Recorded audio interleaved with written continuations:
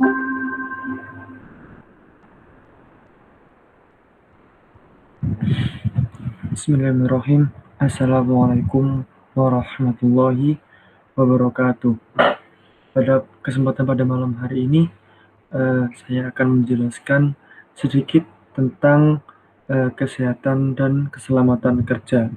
Sebelum itu, izinkan saya perkenalkan diri saya. Nama saya Dani Ferdiansyah Muhammad dari jurusan Teknik Mesin, Prodi S1 Teknik Mesin, NIM 18050754038. K3 atau Kesehatan dan Keselamatan Kerja berdasarkan Undang-Undang Nomor 1 Tahun 1970.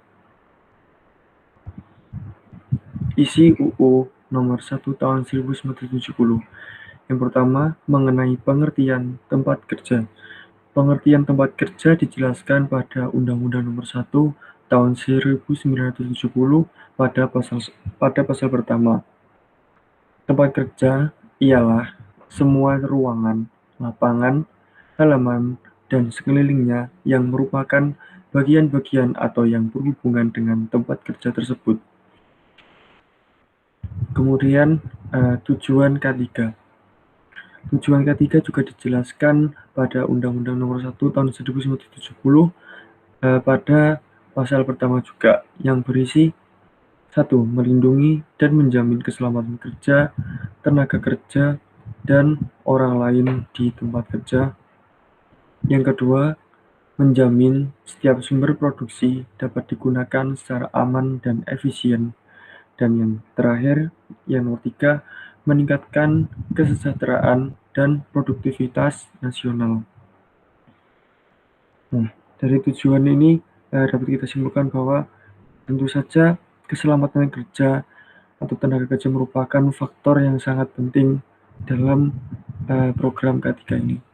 Selanjutnya dasar hukum juga dijelaskan dalam pasal 1 di Undang-Undang Nomor 1 Tahun 1970 yang berisi yang pertama pasal-pasal 5, 20, dan 27 Undang-Undang Dasar 1945. Yang kedua, pasal-pasal 9 dan 10 Undang-Undang Nomor 14 Tahun 1969 tentang ketentuan-ketentuan pokok mengenai tenaga kerja Lembaga Negara Republik Indonesia tahun 1969 Nomor 55 dan tambahan Lembaran Negara Nomor 2912. Selanjutnya, isi Undang-Undang Nomor 1 Tahun 1970 berdasarkan ruang lingkup K3. Ruang lingkup K3 ini dijelaskan pada pasal 2. Di sana ada 3 poin. Yang pertama, yang diatur oleh undang-undang ini ialah keselamatan kerja dalam segala tempat kerja, baik di darat, di tanah, di permukaan air, di dalam maupun di udara, yang berada dalam wilayah kekuasaan hukum Republik Indonesia. Selanjutnya, ketentuan-ketentuan dalam ayat 1 tersebut berlaku dalam tempat kerja di mana a. dibuat, dicoba, dipakai, atau dipergunakan mesin, pesawat, alat perkakas, peralatan, atau instalasi yang berbahaya atau dapat menimbulkan kecelakaan, kebakaran, atau ledakan, dibuat, diolah, dipahami, dipergunakan, diperdagangkan, diangkut, dan disimpan bahan atau barang yang dapat meledak, mudah terbakar, menggigit, beracun, menimbulkan infeksi, bersuhu tinggi. Yang C. Dikerjakan pembangunan, perbaikan, perawatan, pembersihan, atau pembongkaran rumah, gedung, atau bangunan lainnya, termasuk bangunan pengairan, saluran atau terowongan di bawah tanah, dan sebagainya, atau di mana dilakukan pekerjaan persiapan. Nah, untuk nomor poin 2 ini sebenarnya juga sangat banyak. Agar tidak lama-lama akan saya lanjutkan ke poin 3. Yang ketiga, dengan peraturan perundang-undangan dapat ditunjuk sebagai tempat kerja, ruangan-ruangan atau lapangan-lapangan lainnya yang dapat membahayakan keselamatan atau kesehatan yang bekerja dan atau yang berada di ruangan atau lapangan itu, dan dapat dirubah perincian tersebut dalam ayat 2. Nah, selanjutnya ke syarat-syarat K3. Syarat-syarat K3 ini juga sangat banyak di Undang-Undang Nomor 1 ini bisa dilihat pada pasal 3 dan pasal 4. Selanjutnya, pengawasan K3 bisa dilihat pada pasal 5, pasal 6, pasal 7, dan juga pasal 8. Nah, selanjutnya pembinaan K3 ini bisa kita lihat di pasal 8. Akan saya bacakan sedikit, berisi 4 poin ya. Yang pertama, pengurus diwajibkan menunjukkan dan menjelaskan pada tiap tenaga kerja. Yang kedua, pengurus hanya dapat mempekerjakan tenaga kerja yang bersangkutan setelah ia yakin bahwa tenaga kerja tersebut telah memahami syarat-syarat tersebut di atas. Yang ketiga, pengurus diwajibkan menyelenggarakan pembinaan bagi semua tenaga kerja yang berada di bawah pimpinannya dalam pencegahan kecelakaan dan pemberantasan kebakaran, serta peningkatan keselamatan dan kesehatan kerja pula dalam pemberian pertolongan pertama pada kecelakaan. Yang keempat, pengurus diwajibkan memenuhi dan mentaati semua syarat-syarat dan ketentuan-ketentuan yang berlaku bagi usaha dan tempat kerja yang dijalankannya. Selanjutnya, ketentuan pelanggaran. Yang pertama, pelaksanaan ketentuan tersebut pada pasal-pasal di atas diatur lebih lanjut dengan peraturan perundang-undangan. Yang kedua, peraturan perundang-undangan pada ayat 1 dapat diberikan ancaman pidana atau pelanggaran peraturan dengan hukuman kurungan selama-lamanya 3 bulan atau denda setinggi-tingginya Rp100.000. Yang ketiga, tindak pidana tersebut adalah pelanggaran. Dan yang terakhir, peraturan pelaksanaan terdapat pada pasal 16 yang berisi pengusaha yang mempergunakan tempat-tempat kerja yang sudah ada pada waktu undang-undang ini mulai berlaku wajib mengusahakan di dalam 1 tahun sesudah undang-undang ini mulai berlaku untuk memenuhi ketentuan-ketentuan menurut atau berdasarkan undang-undang ini. Lanjut ke dasar-dasar keselamatan dan kesehatan kerja. Dasar-dasar K3 meliputi yang pertama, pengertian. Pengertian K3 merupakan kesehatan dan keselamatan kerja, merupakan instrumen yang melindungi pekerja, perusahaan, masyarakat, dan lingkungan dari hal-hal yang merugikan yang dapat ditimbulkan oleh aktivitas pekerjaan. Yang kedua, tujuan. Tujuan ada 7. Yang pertama, agar setiap pegawai mendapat jaminan kesehatan dan kesehatan kerja baik secara fisik, sosial, dan psikologis. Agar setiap perlengkapan dan peralatan kerja digunakan sebaik-baiknya, selektif mungkin agar semua produksi dipelihara keamanannya. Agar adanya jaminan atas pemeliharaan dan peningkatan kesehatan gizi pegawai. Agar meningkatnya kegairahan, keserasian kerja, dan partisipasi kerja. Agar terhindar dari gangguan kesehatan disebabkan oleh lingkungan atau kondisi kerja. Dan yang terakhir, agar setiap pegawai merasa aman dan terlindungi dalam bekerja. Prinsip pencegahan kecelakaan ada 12. Yang pertama, peraturan perundang-undangan, standarisasi, pengawasan, penelitian bersifat teknik, riset medis, penelitian psikologis, penelitian secara statistik, pendidikan, latihan-latihan, penggairahan, asuransi, dan yang terakhir, usaha keselamatan pada tingkat perusahaan. Ada lagi prinsip dasar pencegahan gangguan kesehatan ada 7, yakni penelitian psikologis, penelitian secara statistik, pendidikan, latihan-latihan, penggairahan, asuransi, usaha keselamatan pada tingkat perusahaan. Ada juga metode pencegahan kecelakaan dan gangguan kesehatan. Ada beberapa faktor yang harus diperhatikan. Yang pertama, perihal aspek lingkungan, meliputi penuhi syarat aman, penuhi prasyarat keselamatan, dan penuhi penyelenggaraan kerumah tanggaan. Untuk lebih jelasnya bisa dilihat di undang-undangnya.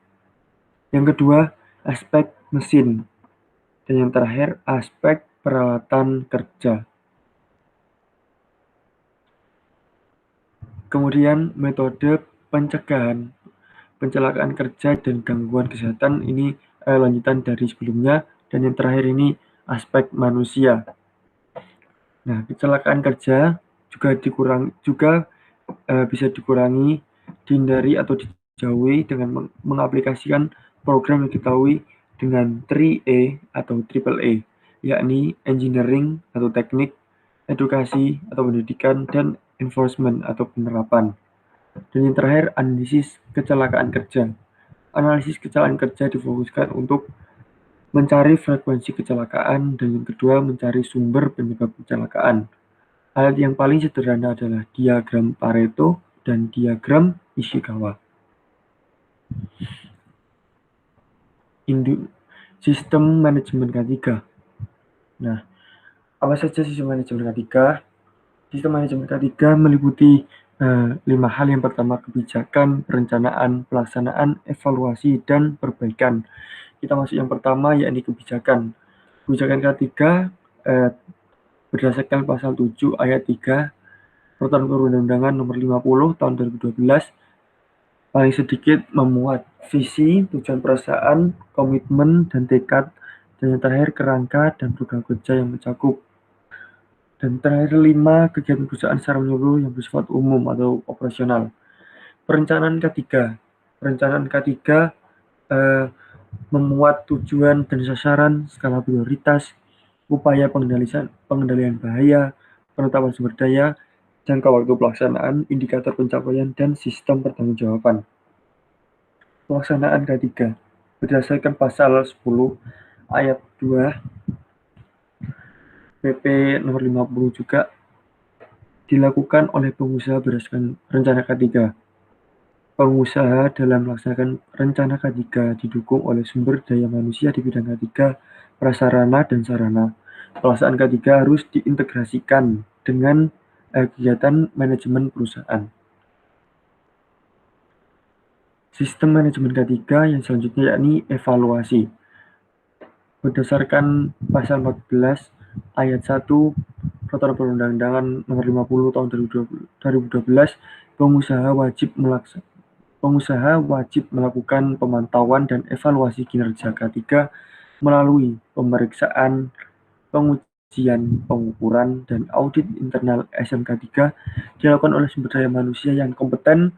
Hasil pemantauan dan evaluasi kinerja K3 dilaporkan kepada pengusaha yang akan digunakan untuk melakukan tindakan perbaikan. Dan yang terakhir, perbaikan K3.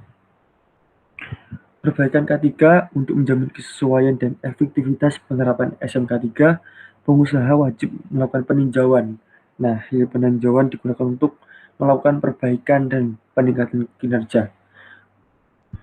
Berikut perbaikan dan peningkatan kinerja dapat dilaksanakan dalam hal yang pertama, terjadi penambahan peraturan perundang-undangan, adanya tuntutan dari pihak yang terkait dari pasar, adanya perubahan produk dan kegiatan perusahaan, terjadi perubahan struktur organisasi perusahaan, adanya perkembangan ilmu pengetahuan dan teknologi, termasuk epidemiologi. 6. Adanya hasil kajian kecelakaan di tempat kerja. Yang ketujuh, adanya pelaporan. Dan yang terakhir, adanya masukan dari pekerja atau buruh. Kesimpulan, dalam konteks ketenaga kerjaan, keselamatan dan kesehatan kerja merupakan bagian integral dari sistem perlindungan tenaga kerja yang dalam pelaksanaannya diutus dalam perundang-undangan. Oleh karena itu, sudah menjadi kewajiban pengusaha atau pengawas tempat kerja untuk melaksanakannya dalam upaya menjamin keselamatan dan kesehatan para pekerja dalam melaksanakan pekerjaannya.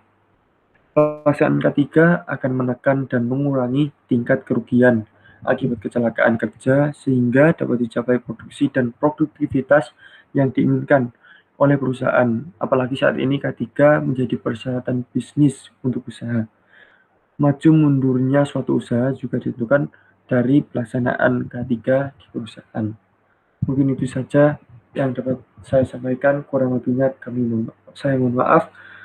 Assalamualaikum warahmatullahi wabarakatuh.